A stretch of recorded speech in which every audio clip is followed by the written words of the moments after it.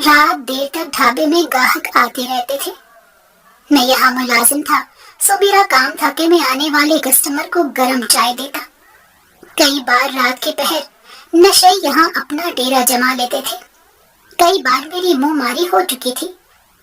ایک روز انجانے سے گاہک آ کر بیٹھ گئے۔ میں نے آج سے پہلے کبھی انہیں یہاں نہیں دیکھا تھا۔ چائے دینے کے بعد میں ان کی حرکتوں کو دیکھنے لگا۔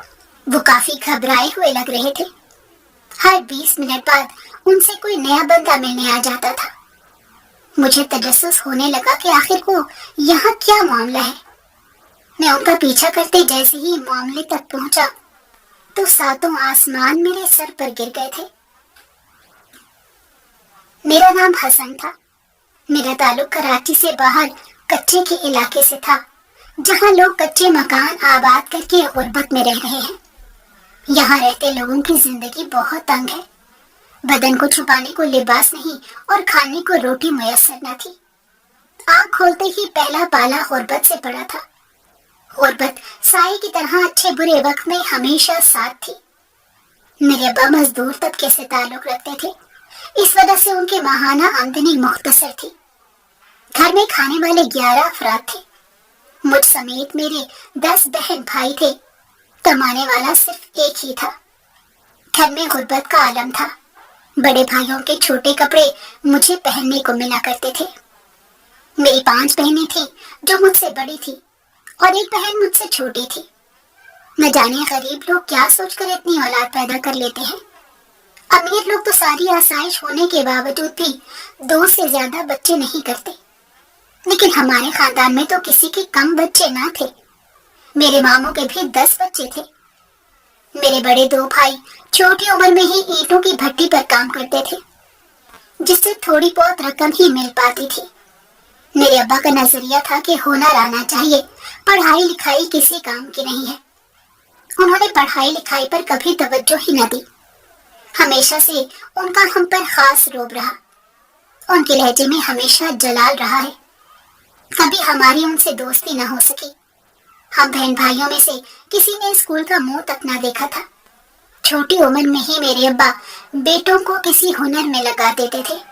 وہ کہتے تھے کہ اگر تعلیم یہ ضمانت دے سکے کہ وہ ہمارا پیٹ بھر دے گی تو میں ان کو تعلیم دلوانے کو بھی تیار ہوں، لیکن پیٹ کاٹ کر بھی کیا ہی ملے گا؟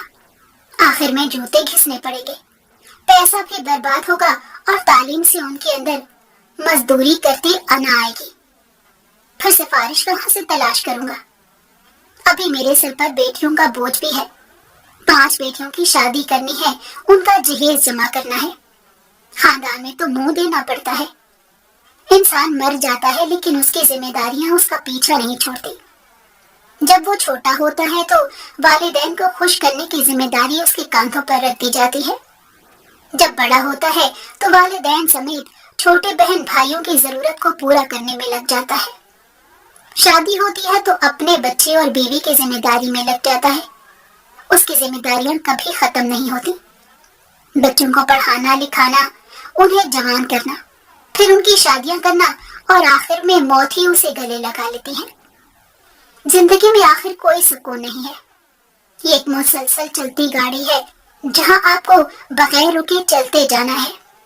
غریب کے لیے تو اس زندگی میں مشقت مزید بڑھ جاتی ہے۔ 2 وقت پیٹ کی آگ بجھانے کو اسے دن رات مزدوری کرنی پڑتی ہے۔ بنیادی ضروریات کو پورا کرنے کے لیے سفید پوش لوگ دن رات محنت کرتے ہیں۔ کئی بار مزدوری نہ ملتی تو ہمیں بھوکا سونا پڑتا تھا۔ سوکھی روٹی کو پانی میں ڈبو کر بھی کھایا تھا۔ پھٹے کپڑے پہننے پڑتے تھے۔ ایک بھوکا انسان ہی جان سکتا ہے کہ پیٹ کی آگ آپ کو بڑے بڑے گناہ کروانے پر مجبور کر دیتی ہے۔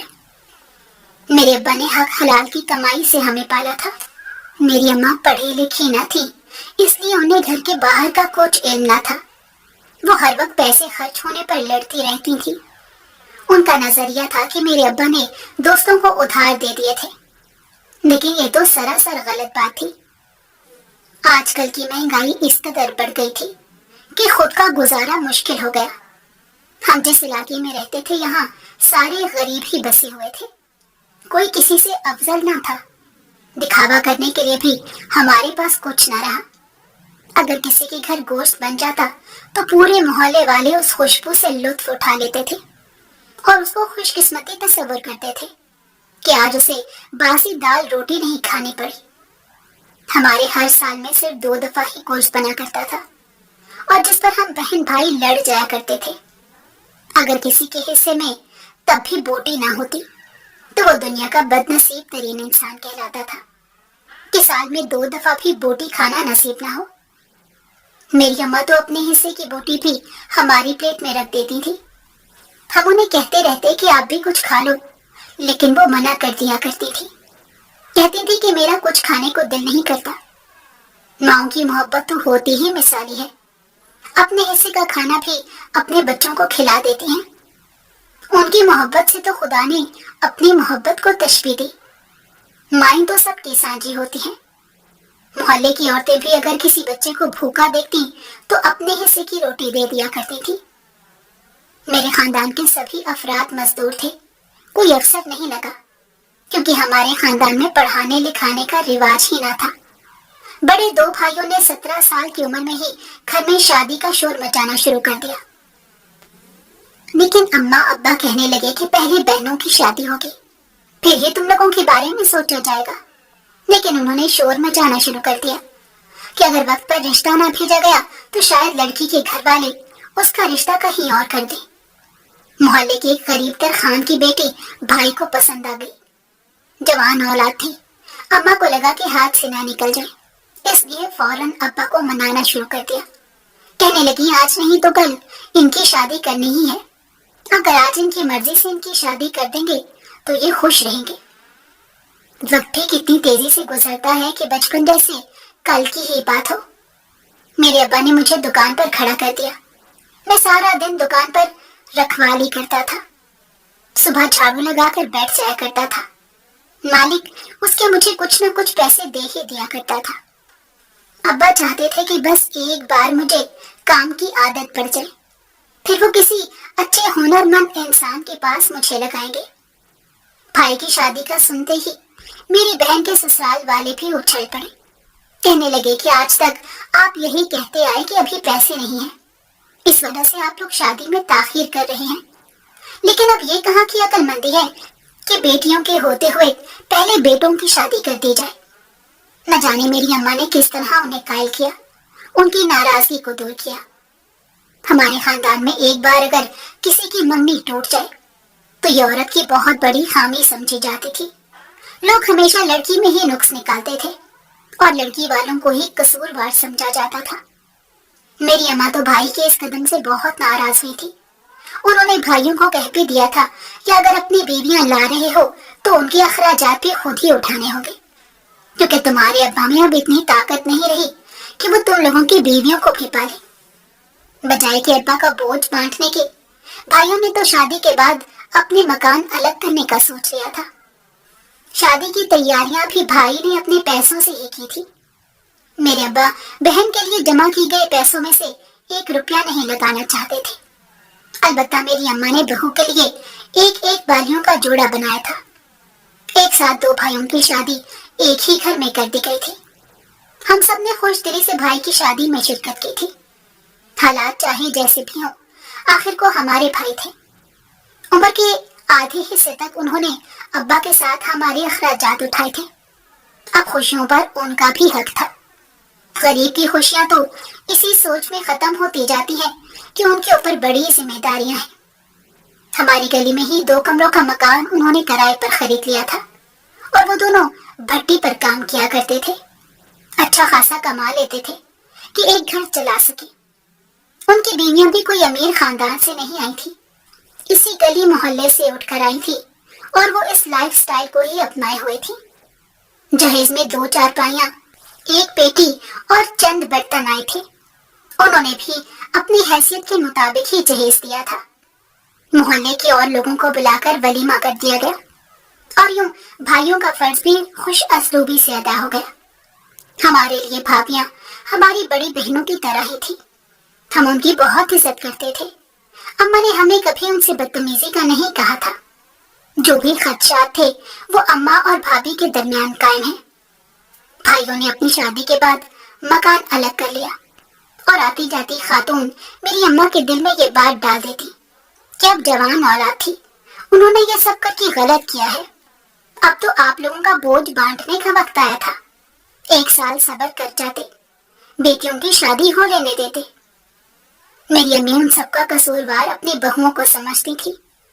بیٹے اتنے برے بھی نہیں ہوتے، اگر وہ اپنی زندگی اپنے طریقے سے گزارنا چاہتے ہوں تو اس میں غلط ہی کیا تھا؟ یہ تو بلکہ اچھی بات ہے کہ آپ کا بیٹا آپ کی بہو کو اچھے سے رکھ رہا ہے۔ یہ دنیا تو مکافات عمل ہے۔ آج اگر وہ کسی کی بیٹی کے ساتھ برا سلوک رکھے گا، اس کو تنگی میں رکھے گا، تو یہ تو بری چیز ہوگی۔ میرے والدین پرانی سوچ کے حامل تھے اور انہیں یہ لگتا تھا کہ بہو کے آتے ہی بیٹا ان سے بچھڑ جاتا ہے، لیکن ایسی بات نہیں تھی۔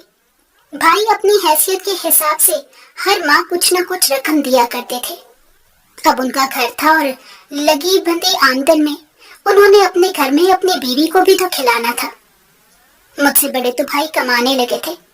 اماں نے ان کے کان میں بھر دیا تھا کہ جب تک بہنوں کی شادیاں نہیں ہو جاتی تم لوگ اپنے بڑے بھائیوں کی طرح شادی کرنے کا نہ سوچ لینا۔ میرا بھائی ورک شاپ پر کام کرتا تھا جس کی آمدن سب سے زیادہ تھی، اور وہی بہنوں کے اخراجات اٹھا رہا تھا، جبکہ اسے چھوٹا بھائی دکان پر کھڑا تھا۔ کچھ نہ کچھ رقم وہ بھی میری طرح کما کر لے ہی آتا تھا۔ ہمارا بچپن ہی کیسا بچپن تھا کہ کھلونوں سے کھیلنے کی بجائے لوہے کے ہتھیار ہمارے ہاتھوں میں پکڑا دیے جاتے تھے کہ کام کرتے کرتے ہاتھوں پر چھالے بن جاتے تھے۔ ہاتھوں کی نازکی تو کہیں چلی گئی تھی، اب تو پتھر کی طرح سخت ہو گئے تھے۔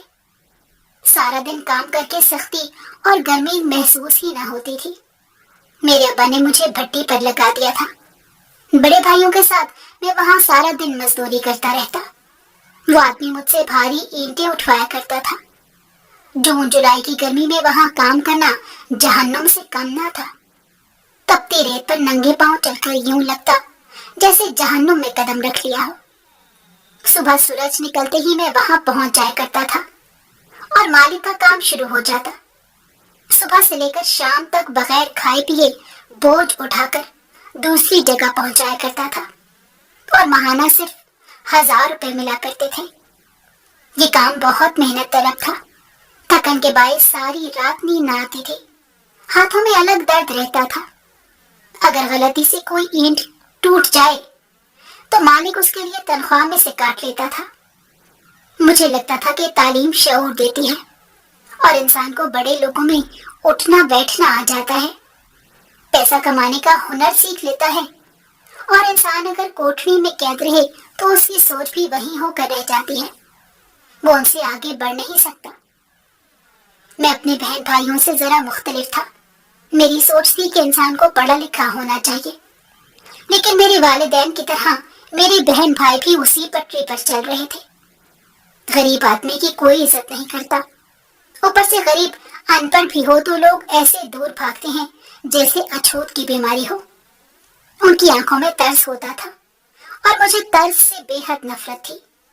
میں چاہتا تھا کہ لوگ میری قابلیت پر مجھے سرائیں۔ وقت کی پٹری نے کس قدر تیزی سے اپنے انداز بدلے تھے۔ ہمارے حالات آج بھی وہی 2 کمروں کا مکان تھا جس کی چھت بارش کے دوران ٹپکا کرتی تھی اور پانی گھر میں جمع ہو جاتا تھا۔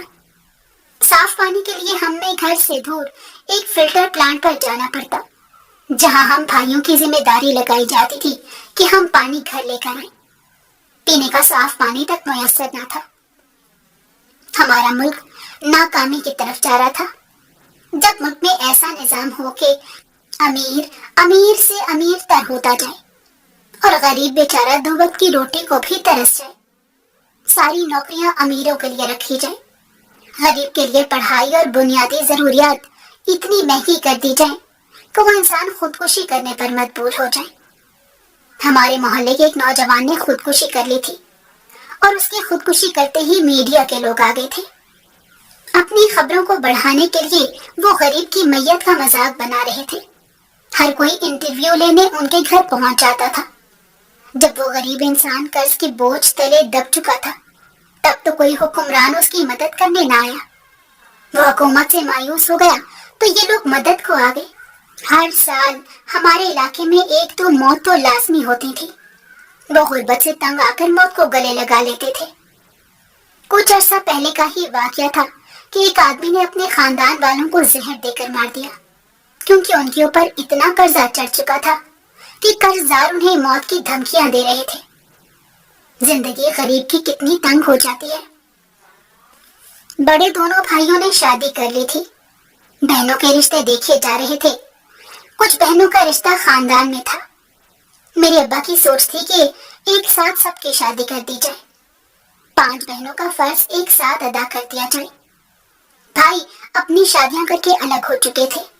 درمیان والے بھائی کی کمائی سے بہنوں کا جہیز جمع کیا جا رہا تھا، کیونکہ بہن کے سسرال والے بھی اب زور لگا رہے تھے کہ ہمیں اسی سال ہی شادی کی ڈیٹ چاہیے. آخر کو لڑکے والے تھے، کتنا انتظار کر سکتے تھے. میری ممانی کہنے لگی کہ ہم نے تو اپنے بچوں کی خوشیاں بھی دیکھنی ہیں، نہ جانے زندگی کا کتنا بھروسہ ہے. آج ان کی شادی کر دوں گی تو ان کے بچوں کو بھی دیکھ سکوں گی. اماں بھی یہی چاہتی تھی کہ آنکھیں بند ہونے سے پہلے بیٹیوں کا فرض ادا ہو جائے، تاکہ وہ اپنے بھائیوں پر بوجھ نہ بنے. بیٹیوں کا فرض جتنی جلدی ادا ہونا چاہیے اتنا ہی اچھا ہے. آخر کار اماں کو انہیں ڈیٹ دینی ہی پڑی. بھائیوں کی شادی کے 6 ماہ بعد ہی بہنوں کی شادی بھی رکھ دی. بڑی 3 بہنوں کا فرض ادا کرنا بھی ضروری تھا، کیونکہ ان کے سسرال والے اس بات پر زور دے رہے تھے کہ شادی جلد از جلد ہونی چاہیے. بہنوں کی شادیوں کی تیاریاں چل رہی تھی. گھر میں ایک عجیب سا ہنگامہ تھا. ہر کوئی اپنے کام میں الجھا ہوا تھا. بڑے بھائی بھی اپنے کام سے وقت نکال کر ابا کی مدد کو آئے تھے. آخر کو گلی میں ٹینٹ لگائے گئے. غریبوں کی شادی ایسے ہی ہوتی ہے. بڑی 2 بہنوں نے شادی کر کے ماموں کے گھر جانا تھا اور چھوٹی بہن نے پھپھو کے گھر جانا تھا. باقی بہنوں کے ابھی رشتے نہیں ملے تھے اور ان بہنوں کے سسرال والے اتنا زور لگا رہے تھے کہ ہم کب تک آخر انتظار کریں. ہمارے بیٹوں کی عمر نکلتی جا رہی ہے. ہم نے بھی اپنے بیٹوں کی خوشیاں دیکھنی ہے، اس لیے ہمیں تاریخ دے دی جائے. اس وجہ سے ابا کو شادی کی تاریخ رکھنی پڑی. گھر میں ایک عجیب سا ٹینشن بھرا ماحول تھا. ہر کوئی اپنے کام میں لگا ہوا تھا. بہنوں کے جانے سے گھر کے آنگن میں رونق ختم ہو جانی تھی. بہنیں ہی تو زندگی کی اصل رونقیں ہوتی ہیں. ان کے ساتھ لڑ جھگڑ کر انسان کا بچپن اچھا گزر جاتا ہے. بہنوں کی شادیاں ہو گئیں تو مزید کام سر پر چڑھ گیا تھا، کیونکہ اماں دوسری بہنوں کے رشتے بھی تلاش کر رہی تھی. کہنے لگیں گے سال کے اندر باقی 2 بیٹیوں کو بھی فرض ادا کر دوں گی. میں مالک کا کام بڑی خوشی سے کیا کرتا تھا، لیکن مالک کے نخرے ختم ہی نہیں ہوتے تھے. انہیں ہر چیز میں نقص نظر آتا تھا. وہ بہت سخت دل تھا. انسان کو انسان ہی نہیں سمجھتا تھا. اگر کوئی نوکر 4 دن زیادہ چھٹی کر لے تو اس کی تنخواہ کاٹ لیا کرتا اور ذرا سا خراب کام ہونے پر منہ پر تھپڑ لگا دیتا تھا. کوئی اس کے سامنے کچھ بول نہیں سکتا تھا. بول کر نوکری سے ہاتھ تو نہیں گنوانے تھے. میں جب بھی تنخواہ بڑھانے کا کہتا تو وہ ٹال دیتا تھا. میں بہت تنگ آ گیا تھا. ایسا مالک غریبوں کا ذرا بھی خیال نہیں کرتا. اسے وہ سارے کیڑے مکوڑے لگتے ہیں. ان کی محنت کا ٹھیک سے معاوضہ بھی نہیں دیتا. خود تو عیاشی کیا کرتا تھا. میں اب اس پر زور ڈالنے لگا تھا کہ مجھے اب مزید تنخواہ چاہیے. صبح سے شام تک میں یہاں خوار ہوتا ہوں. تو مالک کہنے لگا ابھی تم نے ٹھیک سے کام ہی کہاں سیکھا ہے. ابھی تمہیں مزید 2 سال لگانے ہوں گے. یہ 2 سال تو میں خوار ہو چکا تھا. میری دونوں بہنوں اور بھائیوں کی شادیاں ہو گئی تھی. اب میں اور میری چھوٹی بہن ہی رہ گئے تھے. 2 سال کے عرصے میں لوگوں نے تیزی سے ترقی کی تھی اور میں وہیں کا وہیں کھڑا تھا. میں ابا سے کہنے لگا میں یہ کام چھوڑ دوں گا. بڑے شہر جا کر کام ڈھونڈوں گا. اس سے تو بہتر کام مل ہی جائے گا. تو یقیناً مجھے یہاں نہیں رہنا چاہیے. میرے ابا کہنے لگے تمہیں 1 مہینے کا وقت دے رہا ہوں. اگر تمہیں کوئی کام نہ ملا تو دوبارہ تمہیں اسی بھٹی میں کام کرنا پڑے گا. اب تک کون سا مالک نے پیسے بڑھائے تھے. وہ لوگوں کا خون پسینہ چوسنا چاہتا تھا. میں شہر آ گیا تھا. یہاں میرا کوئی جاننے والا نہیں تھا. اگر کوئی 1-2 غریب رشتے دار تھے بھی تو میں وہاں رک نہیں سکتا تھا. ہمارے خاندان کا ماحول اتنا آزاد نہ تھا. مجھے معلوم تھا کہ غریبوں کے پاس گھر کتنا بڑا ہوتا ہے. کسی غیر کے گھر میں رکنا ٹھیک نہ تھا. 2 دن کی محنت کے بعد آخر کو مجھے نوکری مل گئی تھی. وہ مالک اچھا خاصا تھا. مہینے کا 12,000 روپے دینے کو تیار تھا اور رہائش بھی اس نے اپنی دی رکھی تھی. کہنے لگا کہ رات کو ڈھابے کے بند ہوتے ہی تم یہاں پر سو سکتے ہو. اور میں مان گیا. ابا بھی بے حد خوش ہوئے تھے. کہنے لگے کہ چل آگے مزید ترقیاں ملیں گی. اماں پورے محلے میں بتانے لگیں کہ ان کے بیٹے کو شہر میں اچھی نوکری مل چکی ہے. کئی پڑھے لکھے لوگ بھی شہر جا کر واپس خالی ہاتھ ہی آئے تھے. انہیں وہاں نوکریاں نہیں مل رہی تھی. میں تو یہاں پڑھا لکھا بھی نہ تھا, تب بھی 12,000 روپے پر نوکری کرنے لگا تھا, جو ہمارے گھر میں تو اچھی رقم ہی تھی. اب میں یہ ثابت کر چکا تھا کہ مجھے اچھی نوکری مل سکتی ہے. مجھ میں قابلیت ہے. وہ بھٹی کا مالک اپنے مفاد کا سوچتا ہے. ہاتھ کالے کرنے سے بہتر تھا کہ مجھے کراچی کے ڈھابے پر نوکری مل گئی تھی. وہیں رات کو گزر بسر کر لیتا تھا. ڈھابے کا بچا کھانا بھی مالک کھانے کی اجازت دے دیتا تھا. شہر آ کر میں الگ ہی دنیا میں جینے لگا. یہاں لوگوں کی عجیب مصروف زندگی تھی. صبح سارے لوگ کاموں پر جا رہے ہوتے اور شام کو ہاتھوں میں کچھ فروٹس اٹھائے گھر کو واپسی ہوتی تھی. اگر غلطی سے کسی دن سارے گاہک کھا کر چلے جائے تو بھوکے پیٹ سونا پڑتا تھا. ماہانہ رقم بھی اچھی مل جاتی تھی, اس وجہ سے ہاتھ کالے کیوں کرنے تھے. بھٹی میں سارا دن کام کر کے میرے ہاتھوں پر چھالے پڑ جایا کرتے تھے اور رات کو نیند بھی نہیں آتی تھی. یہاں صرف برتن دھونے پڑتے تھے اور کبھی کبھار چائے بنا لیا کرتا تھا. ڈھابے پر جو گاہک آتا تھا وہ اکثر اوقات بے عزت کر دیا کرتا تھا.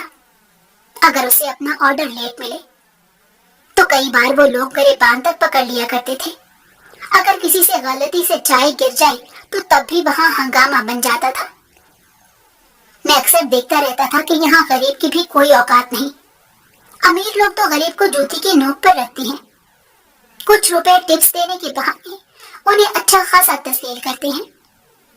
آوارہ لڑکی آ کر ہنسی مذاق کیا کرتے تھے. باپ کے پیسوں پر عیاشی کرنا بھی کوئی ان جیسے بدمعاشوں سے سیکھے جو آتی جاتی بہن بیٹیوں کو چھیڑا کرتے تھے.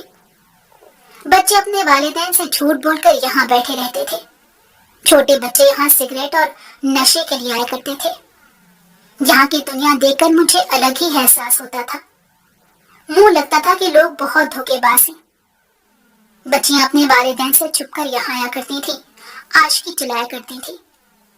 میں انہیں دیکھ کر افسوس کیا کرتا, کیونکہ لڑکوں کی حقیقت میں اچھے سے جانتا تھا. یہ لڑکے صرف وقت گزاری کے لیے ایسی لڑکیوں کو ساتھ رکھتے ہیں. شادیاں یہ اپنے والدین کی مرضی سے ہی کرتے ہیں.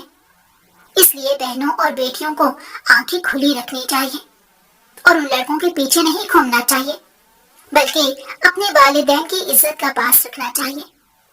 وہ نہیں جانتے کہ ان کے جانے کے بعد یہاں بیٹھے ارد گرد کے لوگ ان کے بارے میں کیا باتیں کرتے ہیں. کچھ لوگ تو یہاں بے روزگاری کی وجہ سے دھکے کھا کر پہنچے ہوتے تھے. سارا دن نوکری کی تلاش میں جوتے گھستے رہتے تھے اور پھر رات کو 2 گھڑی سکون کے لیے چائے پینے کو یہاں جاتے تھے. کچھ اپنا درد مٹانے کو یہاں آتے تھے. گھر کی فکروں سے دور بھاگنے کے لیے یہاں آ کر سگریٹ پہ سگریٹ لگایا کرتے تھے. مالک مجھ پر اعتبار کرنے لگا تھا. میں نے کبھی بھی اس کی غیر موجودگی میں 1 روپے کا نقصان نہ کیا تھا. ہمیشہ اپنے مالک سے وفاداری کی تھی. میرے خون میں یہ سب شامل تھا اور اس سے خوش میرے مالک نے میرا معاوضہ بھی بڑھا دیا تھا. مالک مجھ پر سب سے زیادہ اعتبار کرتا تھا, اس لیے مالک کی غیر موجودگی میں ڈھابے کا سارا کام میرے اوپر ہوتا تھا اور میں ڈھابے کو اچھی طرح سنبھالتا بھی تھا. رات دیر تک جاگتا رہتا تھا. جب تک لوگ آتے رہتے تھے میری نیند بھی بند ہوتی آنکھیں کھلی رہتی. صبح فجر کی نماز کے بعد ڈھابا کھول لیا جاتا تھا. یہاں کام کرتے ایک اندازہ تو ہو گیا تھا کہ غریب کی کوئی حیثیت نہیں ہے. امیر غریب کو اپنی جوتی کی نوک پر رکھتا تھا. وہ ہمیشہ چاہتا تھا کہ غریب آدمی اس کی جی حضوری کرتا رہے. جہاں اس کی چیزوں کی مخالفت ہوتی تھی وہ غصے میں آ جاتا. صرف اللہ کی ذات ہی ایک ایسی ذات ہے جو کسی مفاد کے بغیر ہماری ہر وقت مدد کرتی ہے. हम उसकी तरफ एक कदम बढ़ाएं तो वो हमारी तरफ 10 कदम बढ़ाता है। वो कभी हमसे नाराज नहीं होता, कभी हमसे मुंह नहीं मोड़ता, लेकिन उसकी मखलूक मुझे गुस्सा दिला देती थी अपनी हरकतों की वजह से। वो लोग अपनी हैसियत बता देते थे। मैं बहुत तंग आ चुका था। जिंदगी में हमारे हालात कब बदलेंगे? जब कोई अमीर आता अपनी मर्जी दिखाकर चला जाता है। ये शख्स खासा बदतमीज था और नशे में गालियां बकने लगता था। जब मैंने उसे रोकने की कोशिश की कि उसे माहौल खराब हो रहा है, तो मुझसे लड़ने लगा और सामान फेंकने लगा। मैं उसे अच्छे से सबक सिखा सकता था, फर्क सिर्फ क्लास का जाता था। घर में ऐसे हालात ना थे कि अपना छोटा सा कारोबार खोला जा सकता, और इससे अच्छी नौकरी मिलना इस शहर में मुमकिन ना था। जहाँ भी जाओ वो मैट्रिक पास की तालीम तो लाजमी मांगते हैं, और मुझे तो अपना नाम भी ठीक तरीके से लिखना ना आता था। मालिक मेरे साथ बहुत अच्छा था। अब इन जैसे अमीरजादों के रवैयों पर मैंने खुद पर काबू पाया था। मालिक कहता था कि ठंडे मिजाज से लोगों को हैंडल किया करो, इन लोगों को उनके काम पर छोड़ दो। अगर ये बैठकर किसी की माँ बहन को छेड़ भी रहे हैं तो तुम खामोशी से अपना काम करते रहो। ये जिंदगी ऐसी है कि तुम अगर किसी के हक के लिए लड़ोगे तो आखिर में तन्हा रह जाओगे। आज तक मेरी 2 ग्राहकों से लड़ाई सिर्फ इसी बिना पर हुई थी कि उन्होंने राह चलती औरतों को छेड़ा था। वो मेरी माँ बहन जैसी हैं। अगर आज मैं उनको नहीं रोकूंगा तो कल इन जैसे बदमाश मेरी माँ बहन को भी छेड़ सकते हैं। मैं हर माह कुछ रकम घर भेज दिया करता था, और मैं चाहता था कि किसी मकाम पर पहुंचकर ही शादी करूं। हालांकि मेरी अम्मा तो रोज कहती थी कि तू ही मेरी पसंद की कोई दुल्हन तलाश करके ले आ, ताकि मेरे अरमान पूरी हो जाए। बाकी तेरे भाइयों ने तो अपनी मन मर्जी की है। मैंने उन्हें पूरा यकीन दिलाया था कि मैंने जब भी शादी की मैं उनकी मर्जी की लड़की से शादी करूंगा। मैं ऐसा शख्स ना था कि बाहर लड़कियों को आंख उठाकर देख भी लेता। एक रोज रात को देर हो गई थी। कुछ ग्राहक काफी देर से बैठे हुए थे और उनकी मौजूदगी में ढाबे को बंद करना उसूल के खिलाफ था। मालिक ने कहा था कि जब तक ग्राहक आना बंद नहीं हो जाते तब तक तुम लोगों ने ढाबे को खोल कर रखना है। मुझे वो ग्राहक जरा अजीबो गरीब से लगे थे। उनकी चाल ढाल सब कुछ अलग सी थी। मुझे यूं लगा कि जैसे कुछ गलत सा हो रहा है, इसलिए मैंने उन पर नजर रखने का सोचा। 2 लोग मुस्तकिल ढाबे पर बैठे थे और हर 20 मिनट बाद एक नया आदमी उनसे मिलने आता था, और थोड़ी देर बाद वो वहां से रफू चक्कर हो जाता था। अब मुझे समझ न आया कि आखिर को ये क्या कर रहे हैं। उनका इरादा मुझे ठीक मालूम नहीं हो रहा था। रात का वक्त था और रोड भी सुनसान थे। लोग अपने घरों में ख्वाबे खरगोश के मजे ले रहे थे। ठंड में तो वैसे भी मार्केट जल्दी बंद हो जाती है, सिर्फ हमारा ढाबा ही खुला हुआ है, इसलिए मैंने उनका पीछा करने का सोचा। कुछ देर बाद जब एक आदमी वहां से उठकर गया तो मैं उसके पीछे पीछे चलने लगा। थोड़ी दूर वो एक सफेद गाड़ी के अंदर चला गया और दरवाजा बंद कर दिया। मैं दूर होने के सबब देख न सका कि अंदर गाड़ी में कौन है। थोड़ी देर बाद वो बाहर निकला तो उसने ड्राइविंग सीट पर बैठे आदमी को पैसे दे दिए। फिर थोड़ी देर बाद एक दूसरा शख्स आया और वो भी यूं ही अंदर दरवाजा जाकर बंद कर चुका था, और थोड़ी देर बाद निकलने पर वो भी ड्राइवर को पैसे देने लगा।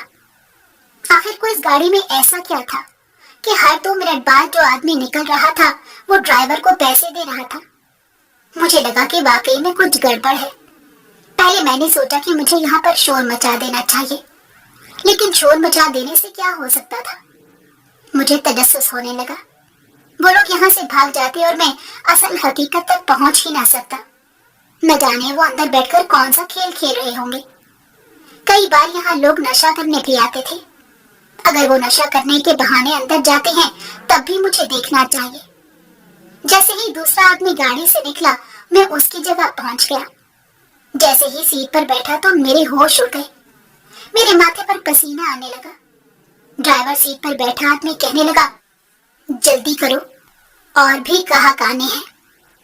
मैं अपने सामने पड़े वजूद को हैरानी से देख रहा था, जिसके जिस्म से जगह जगह कपड़े फट चुके थे और बेदर्दी के निशानात वाज़ेह थे। वो तर्ज भरी निगाहों से मुझे देख रही थी। वो आदमी मुझे यूं बैठा देखकर हंसने लगा, कहने लगा, पहली बार लगता है मामलात में पड़े हो, तभी तो तुम्हारे पसीने छूट रहे हैं और चेहरे का रंग भी देखो कैसे बदल गया है। मैं खामोशी से उस औरत को देखे जा रहा था। मुझे सारा खेल समझ आ चुका था। ये लोग उस औरत को अगवा करके लाए थे और शायद उससे गलत काम भी जबरदस्ती करवाया जा रहा था। अगर मैं अभी हकीकत खोल देता तो शायद ये लोग मुझे मार देते और उस लड़की की मदद भी ना कर पाता। मैं एक गरीब आदमी था, मेरी क्या ही पहुंच थी। मेरी तो मैयत को भी 4 दिन से ज्यादा कवरेज नहीं मिलनी थी। गरीब का कौन होता है? ये लोग यहाँ से रफू चक्कर हो जाते और बाद में इनको कोई पूछने वाला ना होता।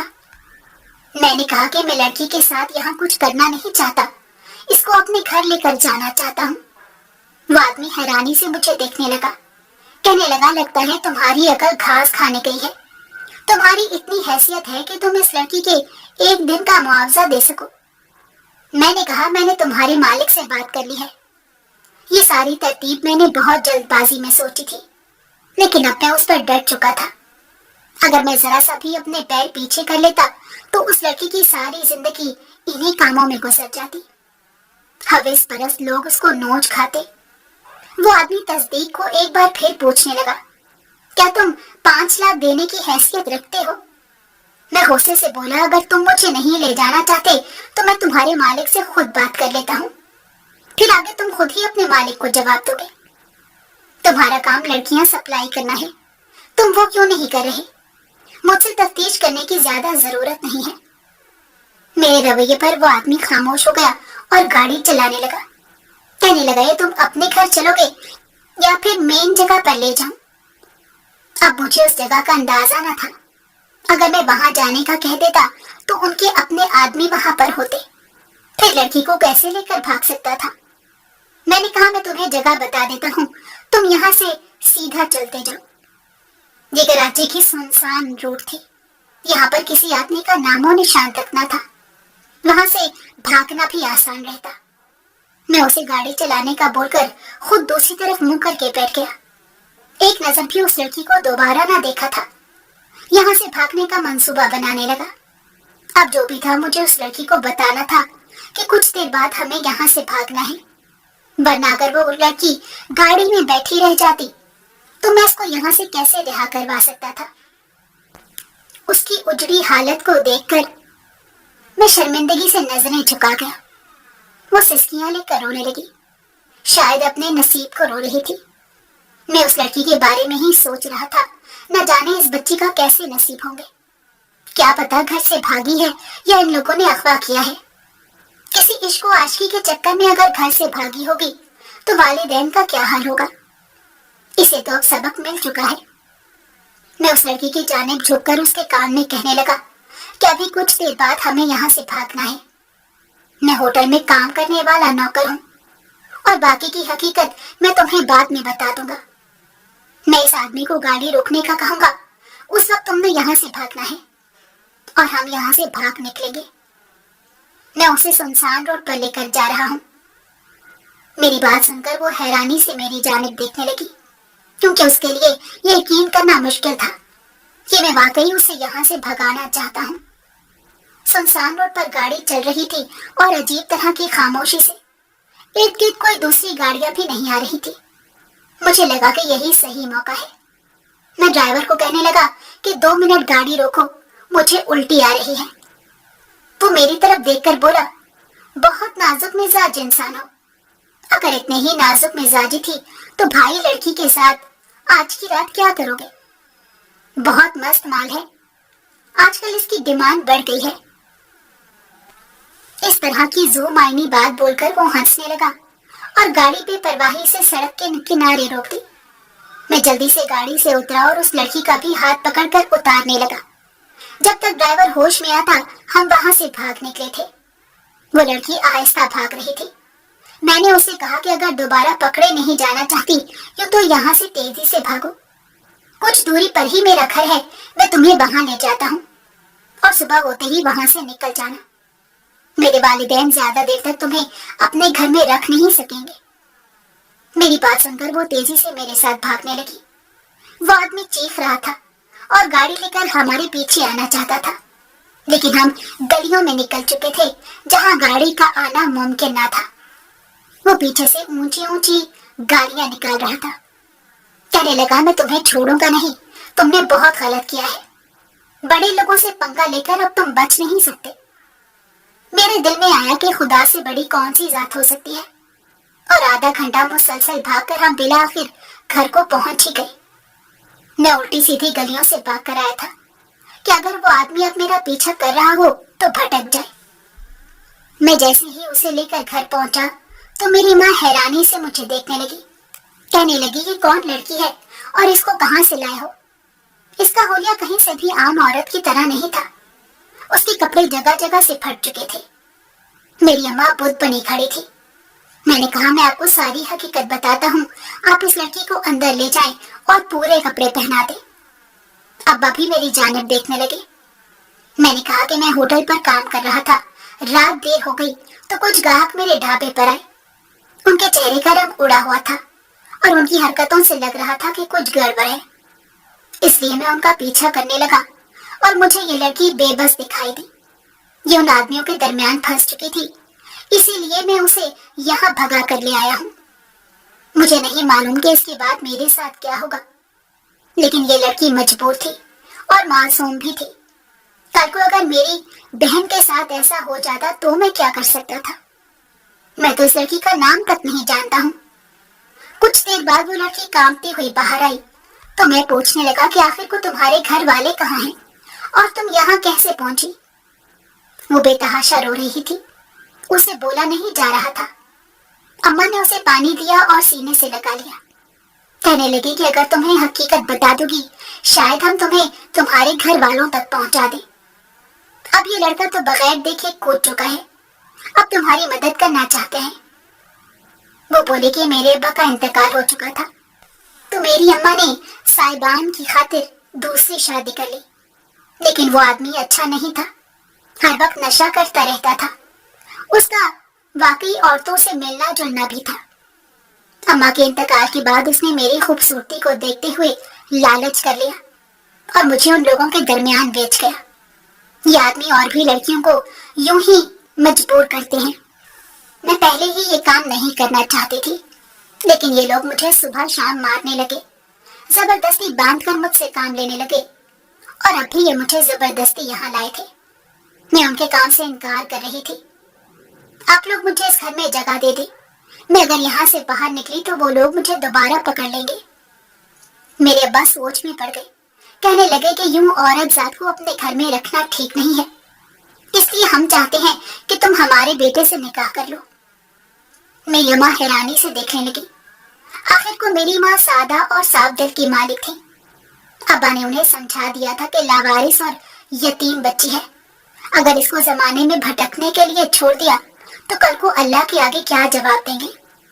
بہتر ہے کہ اس کو گھر میں جگہ دے دی جائے، یہ اپنی زندگی گزار لے گی، اور تمہیں بھی تو خدمت گزار بہو چاہیے تھی، اگر تم نے اس کو سایہ دو گی تو دیکھنا کیسے تمہاری خدمت کرتی ہے۔ میری اماں مان گئی اور سادگی سے رات کو بھائیوں کی موجودگی میں نکاح ہو گیا۔ محلے والوں کو یہی بتایا کہ اماں کی دور کی بہن تھی جن کی وفات کے بعد اس لڑکی کی دیکھ بھال کو کوئی باقی نہ رہا تھا، اس لیے اماں میرے ساتھ نکاح کر کے یہاں لے آئی ہیں۔ میں اسے اماں ابا کے گھر چھوڑ کر ہی صبح ڈھابے پر کام کے لیے نکل گیا۔ مجھے شک تھا کہ وہ آدمی میری شکل نہ پہچان لے، اس لیے میں نے رومال کو منہ پر باندھ رکھا تھا۔ مالک نے پوچھا کہ کیا مسئلہ ہے تو میں نے خاموشی سے ٹال دیا۔ وہ لوگ دوبارہ تفتیش کو تو نہ آئے تھے، اور میں پولیس کو ان کے بارے میں بتا بھی دیتا تو وہ لوگ خاصے امیر تھے۔ پولیس نے ان کے بجائے میری تفتیش شروع کر دینی تھی، اور غریب آدمی تو ویسے بھی عدالتوں کے چکر لگاتا مارا جاتا ہے، اس لیے ملکی حالات کو دیکھتے ہوئے مجھے اپنے آپ کو باندھنا پڑا۔ وہ لوگ مجھ تک پہنچ نہیں پائے تھے، اور میری شادی شدہ زندگی بہت اچھے سے جا رہی تھی۔ میں اس لڑکی کی عزت کرتا تھا اور کبھی اس کو ماضی کا تانا نہیں دینا چاہتا تھا، اس کا خیال رکھنے کی کوشش کرتا تھا کہ جو دکھ وہ دیکھ چکی ہے مزید کوئی دکھ اس کے حصے میں نہ آئے